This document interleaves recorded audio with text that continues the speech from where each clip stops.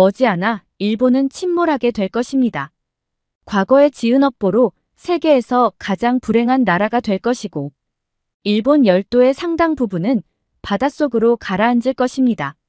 수많은 일본 사람들이 죽을 것이며 운 좋게 생존자들은 국제난민이 되어서 한국으로 피난을 와서 살게 되며 결국 한국이 일본에 대한 영향력과 지배력이 커지게 되고 과거와는 정반대로 일본은 한국에 복속되어서 한국의 종속국가로 생존을 이어갈 것입니다.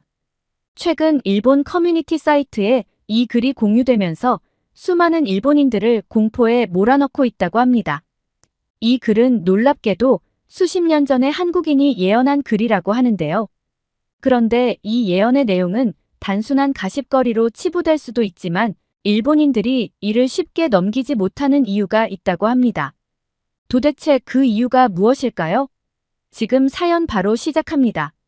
잠깐 영상 시청 전 좋아요 한 번씩 눌러주시면 감사하겠습니다. 안녕하세요. 저는 후쿠이현 오마바시청에서 일하고 있는 사쿠라 요시다입니다. 제가 속한 부서는 재난관리과인데요. 여기서 주로 지진이나 해일, 태풍 같은 자연재해에 대한 대비와 대응을 맡고 있어요. 최근 일본 정부에서 난카이 대지진 주의보를 발령하면서 나라 전체가 좀 혼란스러운 상황이에요. 지난 8일에는 미야자키 현에서 진도 7이 넘는 강력한 지진이 났죠. 사실 대지진 주의보는 일본 정부가 내린 첫 번째 사례인데요. 지진주의보 같은 경우는 잘못 내렸다가는 사람들한테 많은 혼란을 일으키고 그리고 사회생활에 많은 애로사항을 발생시킬 수 있기 때문에 이런 주의보는 굉장히 주의해서 내리고 있는 형편입니다. 그럼에도 불구하고 난카이에서 발생할 수 있는 초대형 지진에 대한 우려사항이 높기 때문에 그런 불안감을 일깨울 수 있음에도 불구하고 발령을 내게 된 것이죠. 사실 제가 있는 후쿠이현은 일본의 혼슈 섬 중앙부에 위치한 지역이라 난카이 지진의 직접적인 진앙과는 꽤 거리가 있어요. 그래서 비교적 안전하다고 생각하실 수도 있겠지만 이번 난카이 대지진은 워낙 규모가 클 것으로 예상되다 보니 이 때문에 우리 지역도 간접적인 영향을 받을 가능성을 완전히 배제할 수는 없어서 지금 비상 상황을 유지하고 있습니다. 오마바시청에서도 혹시 모를 상황에 대비해 철저히 준비 중이고 주민 여러분께도 언제든 대비할 수 있도록 계속 안내를 하고 있어요. 사실 대지진이 일어날지도 모른다는 불안한 징조는 바로 이곳 오마바시 앞바다부터 시작되었어요. 올해 4월쯤 정말 이상한 일이 있었어요. 이곳 오마바시 앞바다에서 한 어부가 자신의 몸보다 2배는 더 큰 대왕오징어를 발견하고 그걸 시청에 신고한 일이 있었거든요.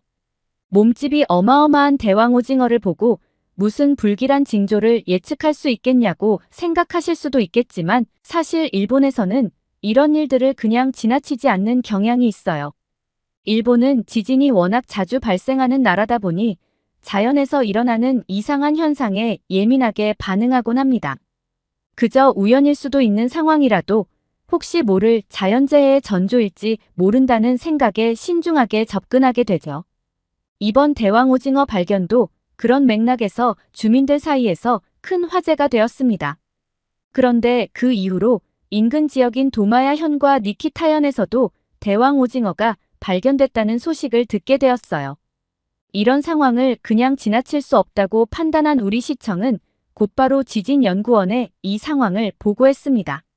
3m가 넘는 대왕오징어는 보통 심해에 사는 생물로 분류되는데 이런 심해 생물이 수면 위로 떠올라 일본 앞바다에서 발견되는 일은 매우 드문 일이니까요. 역사적으로도 사람들이 심해 생물을 직접 볼 기회는 거의 없었죠. 그런데 이번에 연달아 대왕오징어가 발견되었다는 것은 뭔가 비정상적인 일이 벌어지고 있다는 신호라고 생각했고 결국 바닷속 깊은 곳에서 엄청난 지각 변동이 일어나고 있다는 결론에 다다를 수밖에 없었던 거죠. 이 소식이 알려지자 일본인들은 하나같이 이번 사건을 대지진의 전조 증상으로 받아들이고 있습니다.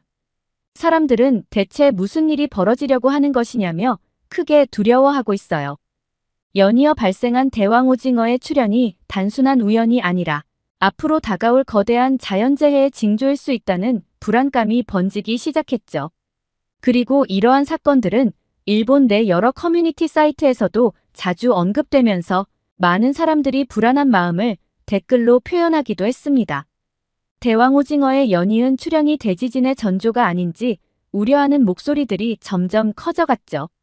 하지만 일본 정부는 불안해하는 국민들을 진정시키기 위해 심해 생물이 물 위로 올라오는 현상과 지진 사이에 과학적으로 연관성을 지을 만한 근거는 없다고 밝혔고 사람들은 차츰 안정을 되찾아갔어요.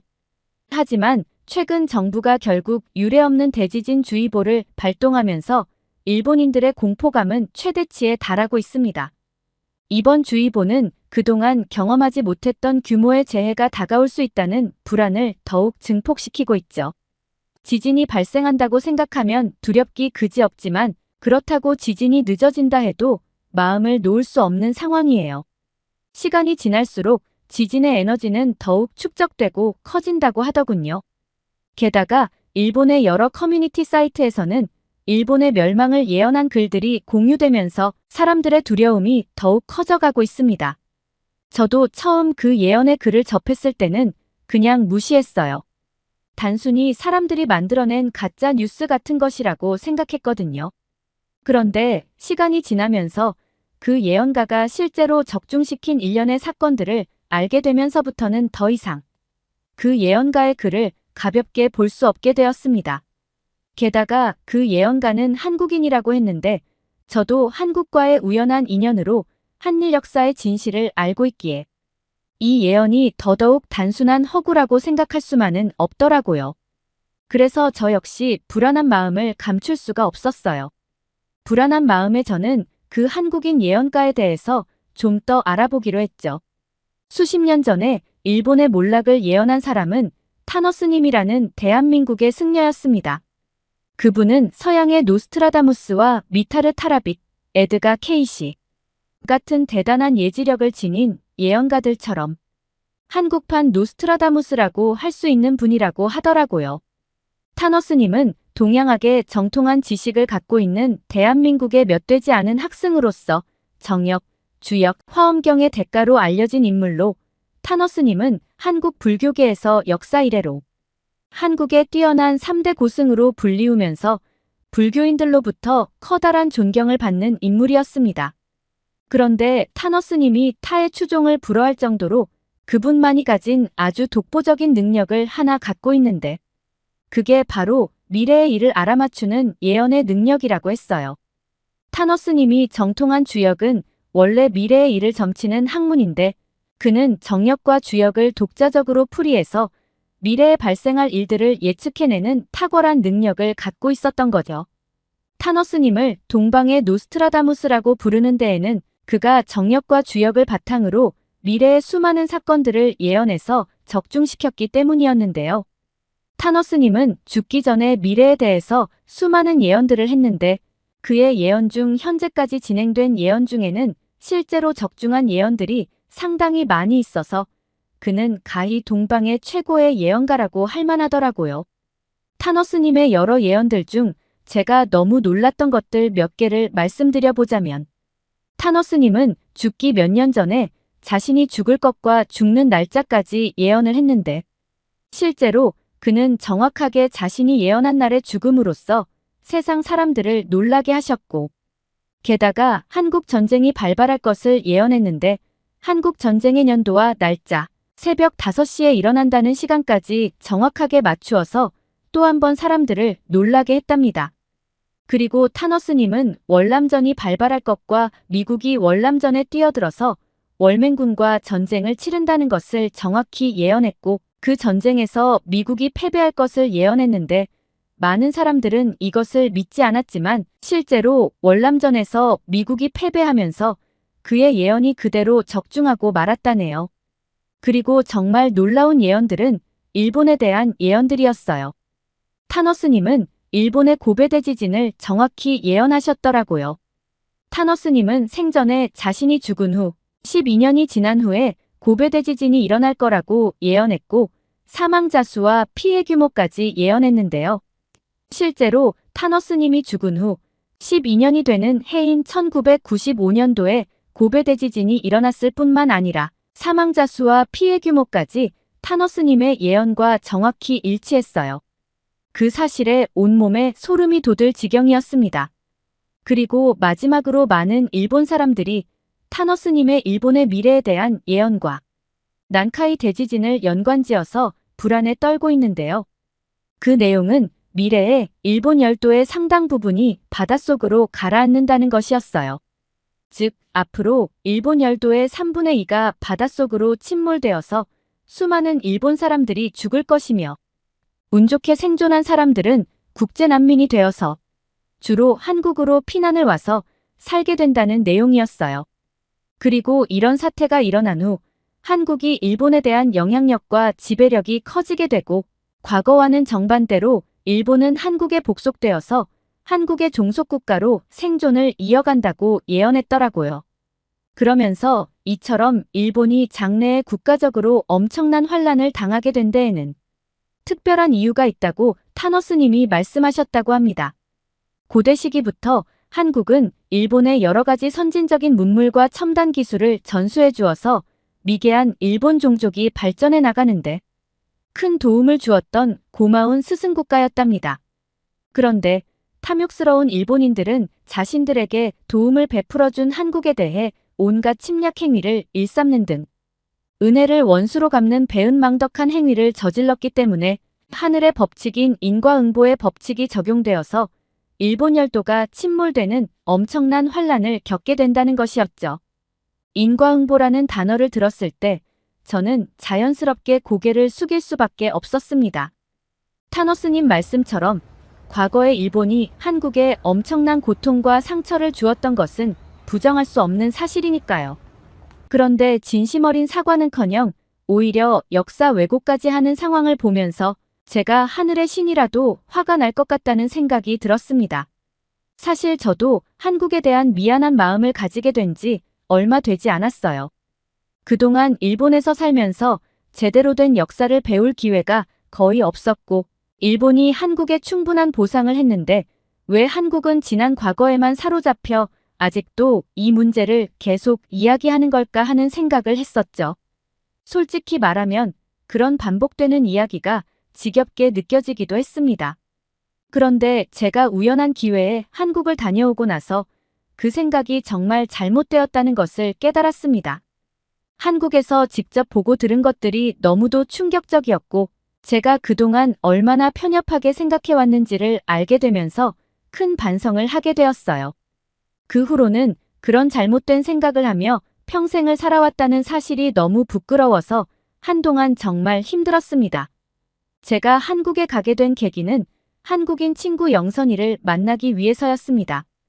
영선이는 일본으로 유학을 왔었는데 사실 저는 어렸을 때부터 소심하고 내성적인 편이어서 제 주변엔 언제나 친구가 없었어요. 심지어 저를 괴롭히는 친구들도 있을 정도였고 인간관계에서 상처를 받은 저는 친구를 만들고 싶다는 생각조차 해본 적이 없었죠. 그런데 그런 저를 세상 밖으로 꺼내준 사람이 바로 영선이에요. 지금 생각해보면 영선이도 낯선 일본에 와서 적응하느라 힘들었을 텐데 그 와중에 일본인인 저를 챙겨준 걸 보면 정말 대단한 친구라는 생각이 들어요. 영선이랑은 같은 교양 수업을 듣다가 알게 되었는데 영선이는 언제나 혼자인 저를 보면서 신경이 쓰였다고 하더라고요. 그래서 수업이 끝나면 같이 밥 먹으러 가자. 인기 가수의 앨범이 나왔는데 같이 사러 가자. 일본에서 맛집 좀 알려달라며 저에게 다가와 주었어요. 그렇게 자연스럽게 영선이와 가까워졌고 처음으로 친구가 생겼다는 사실이 너무 기뻤어요. 영선이가 아니었더라면 여전히 저는 혼자였을지도 몰라요. 영선이는 저에게 친구의 의미를 그리고 인간관계의 따뜻함을 다시금 깨닫게 해준 소중한 존재였죠. 그런 영선이는 대학을 졸업하고 다시 한국으로 돌아가서도 저를 잊지 않고 꾸준히 연락도 해왔어요. 그리고 일본에서 자기에게 도움을 많이 줬으니 한국에 꼭 한번 놀러오라고 하더라고요. 저도 그런 영선이가 보고 싶어서 처음 여권을 만들어서 한국에 갔습니다. 영선이가 공항까지 마중 나와줬고 저를 한국의 이곳저곳을 데리고 다니면서 소개해줬어요. 특히 영선이랑 같이 갔던 청계천에서의 기억이 너무나 좋았어요. 그리고 저 역시도 영선이에게 한국의 맛집을 데려가 달라고 했습니다. 그러자 영선이는 기가 막히는 곳이 있다면서 따라오라고 하더라고요. 영선이가 저를 데리고 간 곳은 찜닭 요리집이었어요. 제가 평소에 닭고기를 좋아한다는 걸 알고 영선이가 그 음식을 골랐던 거죠. 영선이 말로는 찜닭이 한국식 간장 소스를 입힌 닭 요리라고 설명해줬는데 그 이야기를 들으니 맛이 정말 궁금해지더라고요. 찜닭집에 도착했을 때 그곳이 얼마나 유명한 맛집인지 손님들이 북적이는 모습을 보고 알 수 있었어요. 손님이 이렇게 많으니 정말 맛있는 집인가 보구나 하는 생각이 들었죠. 그런데 테이블에 앉은 후 제가 가장 놀랐던 건 테이블 위에 가득 차 있던 수많은 반찬들이었어요. 이 수많은 반찬들이 전부 무료라는 사실에 꽤 충격을 받았죠. 영선이가 계속 달라고 하면 반찬을 계속 준다고 하길래 더 놀랐어요. 일본에서는 보통 반찬의 종류도 많지 않고 추가할 때마다 돈을 지불하는 게 당연하다고 생각했었거든요. 그래서 반찬 추가 주문은 당연히 비용이 발생한다고 여겼던 저에게는 정이 넘치는 한국의 반찬 문화가 정말 신기하더라고요. 영선이는 웃으며 부담 없이 실컷 먹으라고 했어요. 그리고 잠시 후에 메인 요리인 찜닭이 나왔는데 처음 간장 찜닭을 보았을 때부터 그 향기에 강하게 끌렸어요. 마늘과 생강 등 다양한 양념이 어우러져 만들어낸 풍부한 향이 주변에 퍼져나가면서 제가 이전에 경험하지 못한 한국 음식 특유의 향이 제 코를 자극했죠. 그렇게 맛본 찜닭은 제 기대를 저버리지 않았습니다. 한입 베어 물었을 때 간장의 깊은 풍미가 고기에 완벽하게 스며들어 있었고 그 맛이 입안 가득 퍼지면서 정말 감탄할 수밖에 없었어요. 닭고기는 부드럽고 촉촉해서 한 조각 한 조각 먹을 때마다 놀라울 정도로 맛있었죠. 태어나 처음 맛본 이 음식에 너무 감동해서 영선이에게 정말 고맙다는 말을 거듭했어요. 그렇게 영선이랑 한국 여행을 하면서 영선이는 일본인인 나에게 왜 이렇게 잘해주지? 한국 사람들은 일본인들을 미워한다고 하던데 내가 밉지 않나? 라는 생각이 문득 들더라고요. 그래서 언젠가 제가 영선이한테 일본에 대해 물어본 적이 있습니다. 과거 일본의 역사 때문에 일본을 싫어하지는 않냐고 물어보자 영선이는 그건 과거의 잘못이고 현재 너의 잘못이 없기에 싫어할 이유가 없다고 하였죠. 다만 내가 한국과 일본에 대한 역사를 잘못 알고 있을 때 벽이 느껴진다고 했어요. 이를테면 일본에서는 과거에 일본이 한국이 잘 살 수 있도록 도와준 거라고 배웠다는 발언을 제가 한 적이 있었다네요. 그러면서 영선이는 제게 한일 역사의 진실을 알고 싶냐고 물었고 저도 제대로 알고 싶어서 고개를 끄덕였어요. 그러자 영선이는 저를 어디론가 데려갔습니다. 그곳은 바로 서대문 형무소라는 곳이었어요. 서대문 형무소에 도착했을 때 저는 큰 충격을 받았습니다. 그곳에는 과거 일본이 한국인들을 고문을 했던 현장이 매우 생생하게 묘사되어 있었고 실제로 수감자들이 갇혔던 방에도 들어가 볼 수 있었어요. 몇 명이 들어가기도 비좁은 그 방에 수십 명이 들어가 몇 달 동안 생활했다는 사실에 말문이 막히더군요. 지금 이 글을 쓰면서도 온몸에 소름이 돋을 정도입니다. 특히 물고문, 가시가 박힌 상자 고문, 그리고 손톱을 들추는 고문 같은 잔혹한 방법들은 그저 보기만 해도 그 고통이 제게도 전해져서 차마 눈 뜨고 보기가 힘들 정도였습니다. 그곳에서 마주한 진실은 너무도 충격적이었고 한일 관계의 어두운 역사를 직접 본 그 순간 저는 깊은 회한과 죄책감을 느끼게 되었습니다. 어떻게 이런 진실을 숨기고 적반하장으로 일본이 한국이 잘 살 수 있도록 도와줬다고 가르칠 수 있었는지 이해할 수가 없었어요. 그동안 제가 받아온 교육에 대해 배신감까지 느낄 지경이었죠. 일본이 한국에게 했던 끔찍한 일들을 외면한 채 마치 우리가 그들에게 은혜를 베풀었다고 가르치는 것이 너무도 잘못된 것이잖아요. 이 모든 사실을 알게 된 후 저는 일본의 교육이 얼마나 편협하고 왜곡된 시각을 가르쳐 왔는지를 뼈저리게 느꼈습니다. 처음엔 가벼운 마음으로 들어갔던 그곳을 나올 때는 정말 마음이 불편하고 발걸음이 무거웠습니다. 그곳에서 본 것들이 제 마음에 깊은 충격을 남겼고 그동안 몰랐던 진실 앞에서 혼란스러웠어요. 너무 미안한 마음에 저는 영선이에게 조심스럽게 미안하다고 말했습니다. 하지만 영선이는 괜찮다며 과거의 일이니 이제부터라도 제대로 알면 되는 거야 라고 말해주었어요. 영선이의 따뜻한 말에 저는 조금은 마음이 가벼워졌지만 여전히 그날의 기억은 제 안에 깊이 남아 있습니다. 이러한 한 일의 진짜 역사를 알고 있는 저로서는 타노스님의 예언이 떠오르면서 일본이 결국 인과응보의 법칙에 따라 침몰하게 될 것이라는 생각에 공포감을 느끼지 않을 수 없습니다. 타노스님의 예언은 단순한 예언이 아니라 일본이 과거에 저지른 일들에 대한 경고처럼 다가옵니다.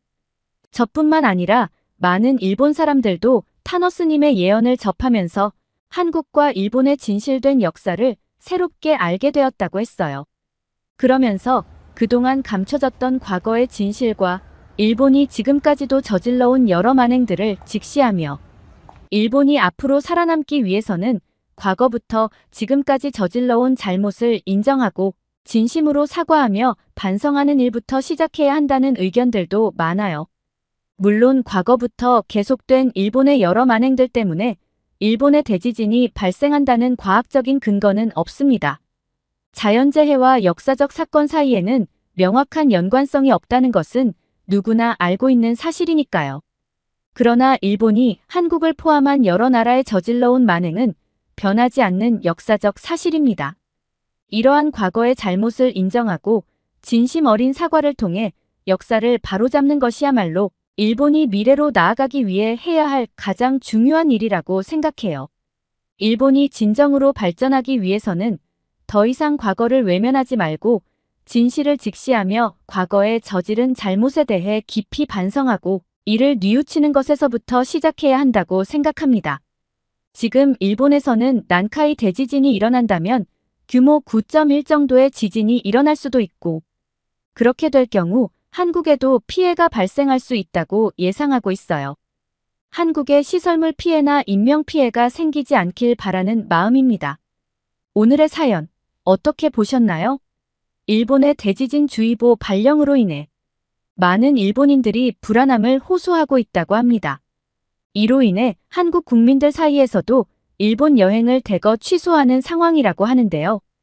부디 이번 상황이 큰 피해 없이 지나가길 진심으로 바라며 오늘의 사연은 여기서 마치도록 하겠습니다. 모두 안전하고 평안한 하루 되시길 바랍니다. 오늘의 사연이 좋으셨다면 구독과 좋아요를 눌러주세요. 여러분의 구독과 좋아요는 영상 제작에 큰 힘이 됩니다. 끝까지 시청해주셔서 감사합니다. 더욱더 감명 깊은 사연으로 찾아뵙겠습니다.